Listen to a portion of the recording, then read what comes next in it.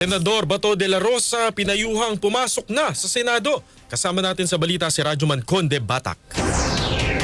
Hinimok ni Senate President Pro Tempore Ping Lacson si Senator Ronald Bato de la Rosa na pumasok ng Senado. Ayon kay Lacson, wala siyang nakikitang sense na sinasabing nagtatago si de la Rosa dahil hindi naman ito itinuturing na wanted ng mga otoridad. Bukod dito, wala rin namang malinaw na may warrant ang mambabatas mula sa International Criminal Court o ICC, kaya kung may maipapayo si Lacson kay de la Rosa ay pumasok na muna ito. Maliban na lamang anya kung nakita na mismo ni de la Rosa ang warrant niya, kaya hanggang ngayon ay hindi pa rin nagpapakita sa Senado. Sinabi pa ni Lacson na kung positibo si de la Rosa na mayroon talaga siyang warrant of arrest ay diskarte niya na ito at tungkulin naman ng mga law enforcement na hanapin ang senador. It doesn't make sense to me na nagtatago siya.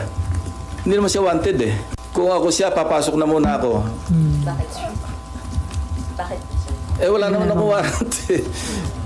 Ngayon, kung talagang, unless positive siya talaga na meron siyang warrant, diskarte niya na yun. Diskarte naman ng law enforcement, hanapin siya.